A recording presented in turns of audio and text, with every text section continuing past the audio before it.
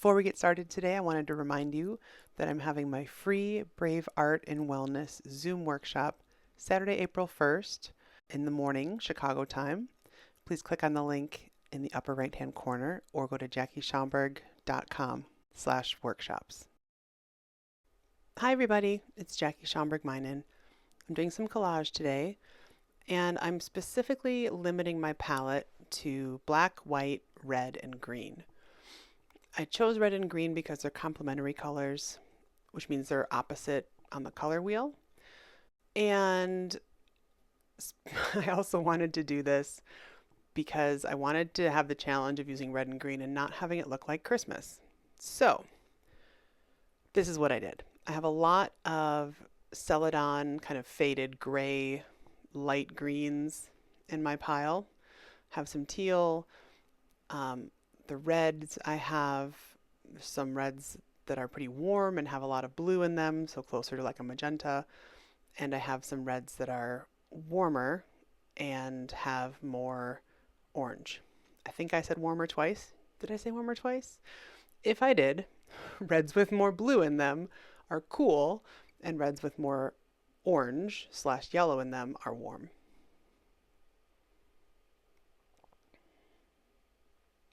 So on the right side, I'm laying things out just to get a sense of what I want to do. Just to get a sense of how I want to arrange the colors, where I want focal points, and seeing how the different colors I chose work together. I really enjoy working with some rules that are pretty arbitrary that I set up for myself. So no one told me I had to use red and green or use black and white in this. I just set that up for myself to give myself a framework to work in. There are times if I leave things completely open-ended that there are too many choices and it makes things harder. So if you're having trouble starting your artwork, working, continuing on your artwork, anything like that, I would recommend limiting yourself in some way. So make something fixed. Make your color palette fixed. So choose some colors and kind of lock into those. Make your composition fixed. Make your, the shapes you're using fixed. Try to put some constraints around your project and let me know if that helps. Because I find it helps with me, I think, every single time. I'm still on my black and white kick, so I wanted to start with that. And because of the colors I chose, which are all pretty much lighter or mid-range colors, I'm totally cheating and I'm using black as my dark value. And I say I'm cheating, right? It's my rules. It's my art. I get to make up the rules, so I'm not cheating. But I don't have any real dark reds in this, and I don't have any real dark greens. So I wanted to make sure I had black and white because those would automatically give me some really light values closer to the white and really dark values, which is the black. Black's the darkest you can get.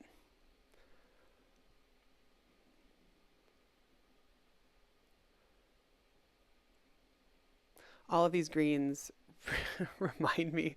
I rarely wear the color green, but when I was a teenager, one day I just ended up wearing like 5 shades of green in my outfit.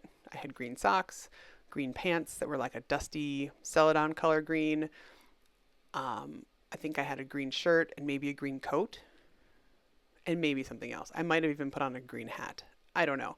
But I ended up wearing head to toe green, and I thought it was so funny.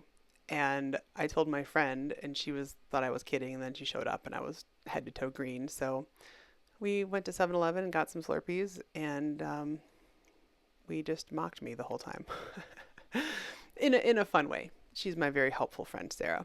Hi, Sarah.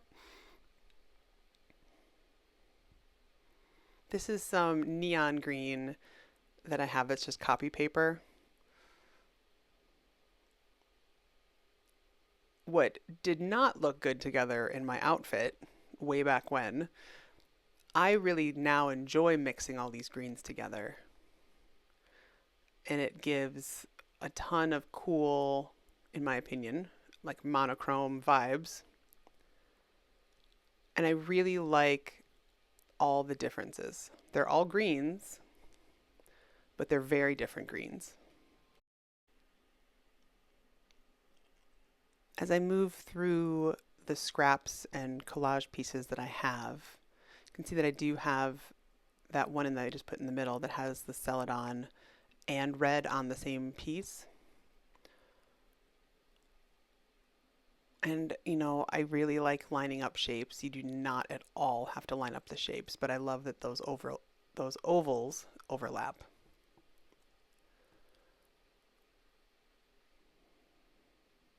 I did not have a predetermined plan for how to mingle the green and red together,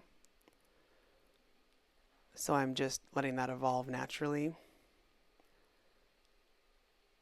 I thought about doing kind of a gradient or an ombre effect with the greens fading into the reds. I didn't do that, at least not on this side. I'll keep the other one as a surprise. I will not spoil you what happens on the left. That little scrap I have is from one of my Neocolor crayon wrappers. And this one I'm spending a decent amount of time figuring out what I want underneath, and then going back, setting the one underneath, and then putting the top layer on. I don't always work that way, but for this, I guess it felt I wanted to take some particular care of some of these pieces. So that's what I did.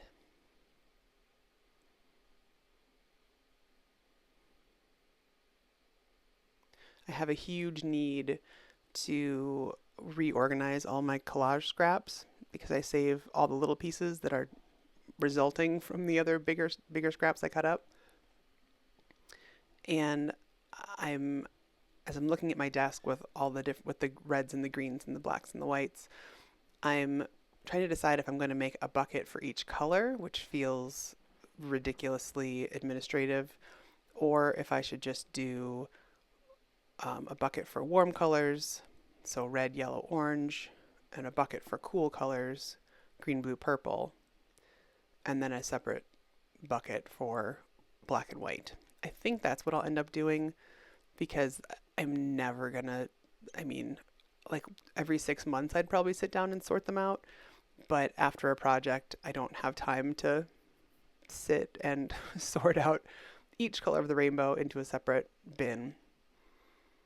But right now I've just been putting all the colors in a bin by size. And even that's gotten pretty loosey-goosey on what size goes where. So I kind of just have a big mess at the moment. But I think color would be really helpful. So I'm going to try it. I'll keep you guys posted. Let you know if it's helpful or not.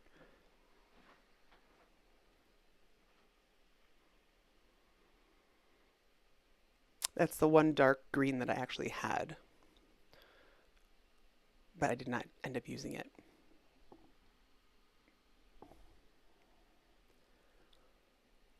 I wasn't sure where to go on the right side anymore. I really liked where I was.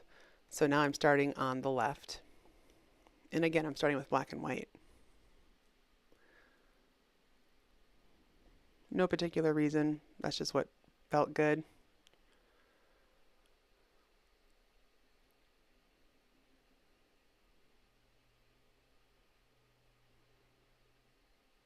More of my Celadon scraps.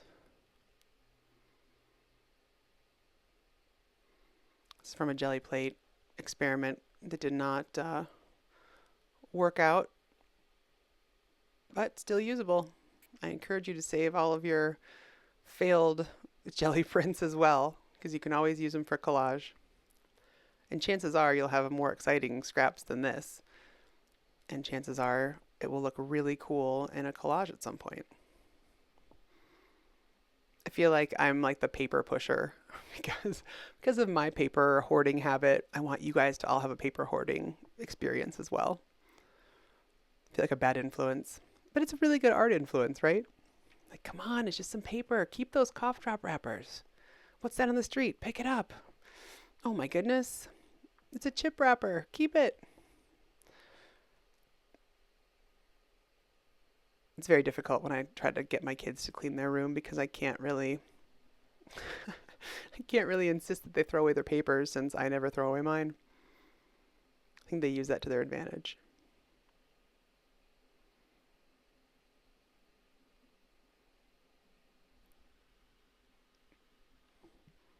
I'm mixing handmade papers. Most of these are handmade papers. Some of them are found papers like the tea bags, and others are just from magazines. I would say 80% of the papers I'm using are, well, 70% are homemade papers.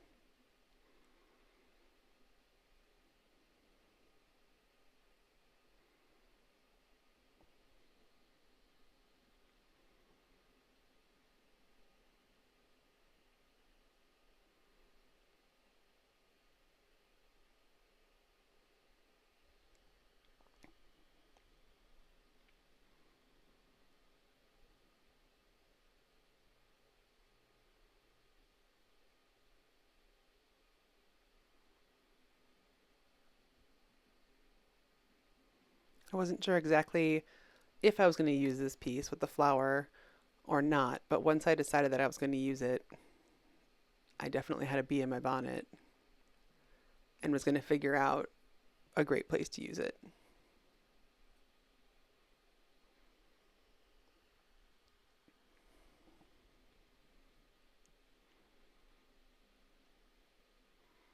More tea bags.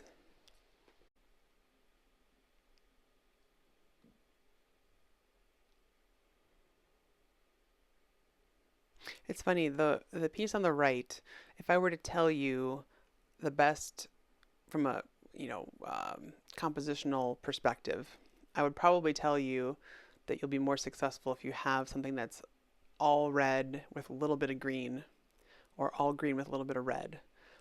But the one that I ended up making is kind of half and half, and I'm totally okay with it. So it just goes to show that there are rules, quote, rules in art, but ultimately, as the artist, you're the one who has to live with the piece. So as long as you like it, Godspeed. Go for it.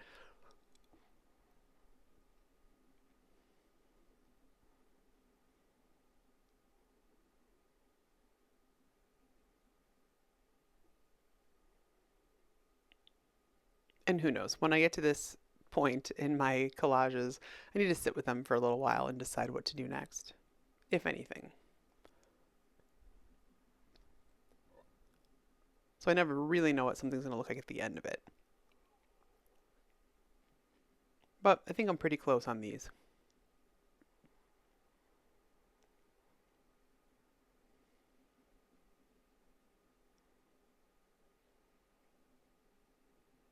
Pretty close to what I like anyway. I tried the teal. It just didn't go with it all with the the color palette that I was enjoying.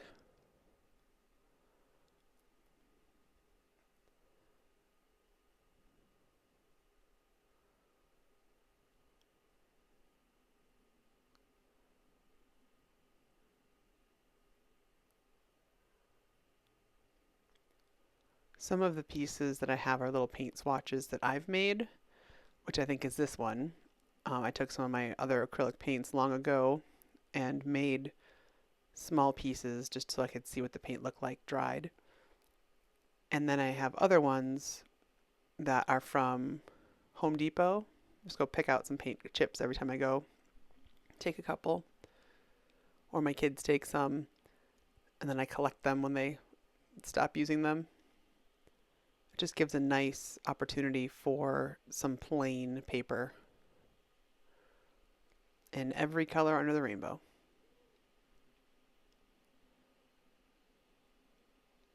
But I was really enjoying the color palette. I was really enjoying the celadon green and mixed with some of the warmer greens, so the more yellowy toned greens. The teal, I think, was too cool and too close to blue for the palette that I was enjoying here.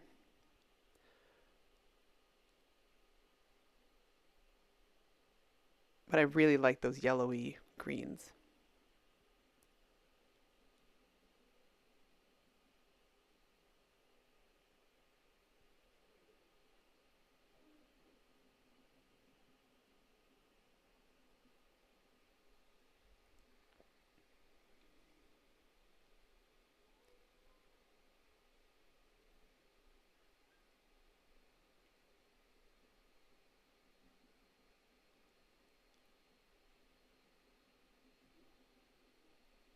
This is the part when I start getting very thinky and trying on different pieces all over the place and trying to say, this piece I really wanted some stripes, as you can tell.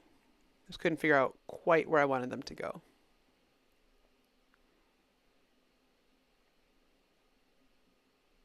I remembered this piece. This piece has some green plants on the back of it, but when I was separating all of my collage pieces, I noticed this shape on the back and really liked it.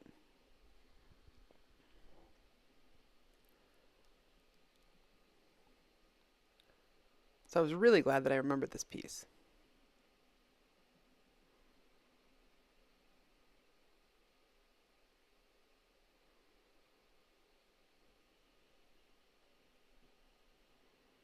It's funny how special some pieces feel in a collage. To most people, I'm sure this wouldn't be, one piece wouldn't stick out necessarily more than the others. But for those of you who love collage as much as I love collage, there are certain pieces that just make you happy. And this little, whatever that is, the chair legs or something, whatever that is, just made me happy. Love it when I can sneak in those pieces.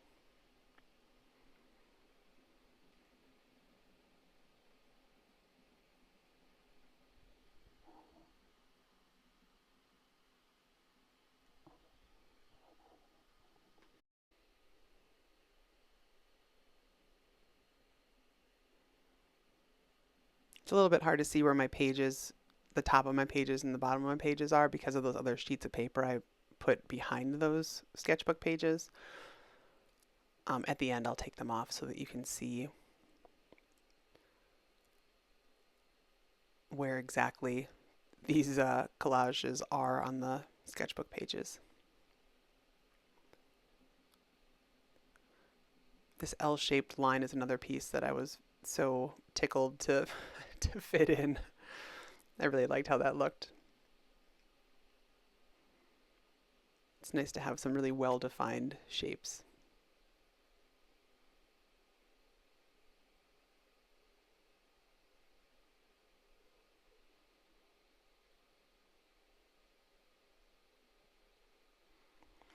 Despite my attempt at keeping the medium off of my other pages, I ended up getting a little bit throughout the throughout the entire sketchbook. So I quick wiped that off.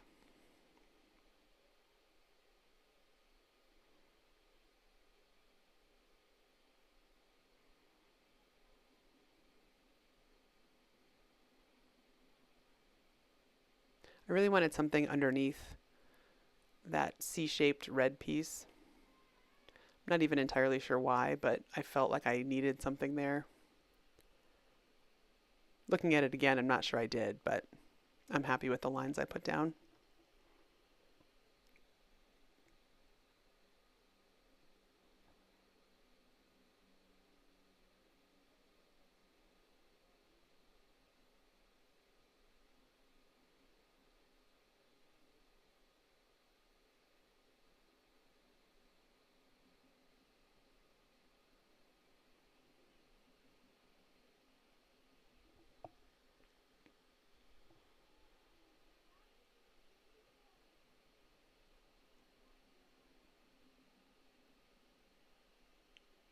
So this ended up being a really fun exercise.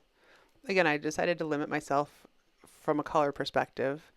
And I do like that. I feel like the reds really set these greens off, especially that neon green in the bottom right-hand corner. I do not get a Christmas vibe at all. So big win there.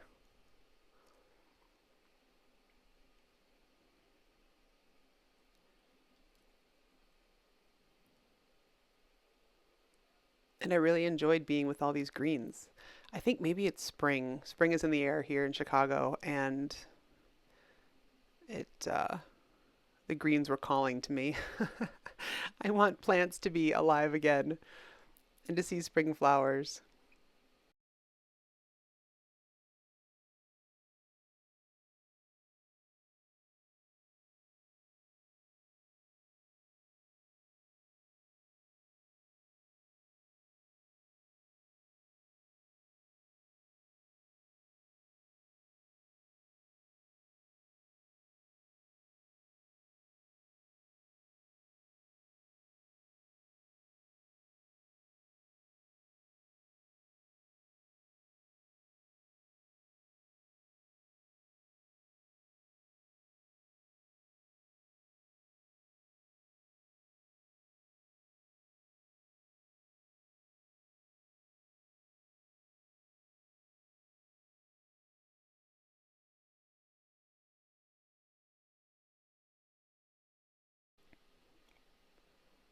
See, look at that. I got the stripes in. They fought me for a little bit, but I got them. So when you collage, do you choose your colors ahead of time, or do you just pick them as you go? I'd love to know that. And from a composition perspective, do you have an outline of what you want your composition to look like before you start, or do you just wing it? I'm sure it's not too difficult to tell that I just wing it. I really like discovering it along the way. But again, there's no right or wrong. I'm just curious to know a little bit more about your process. Thanks for watching, everybody. Hope you have a wonderful day.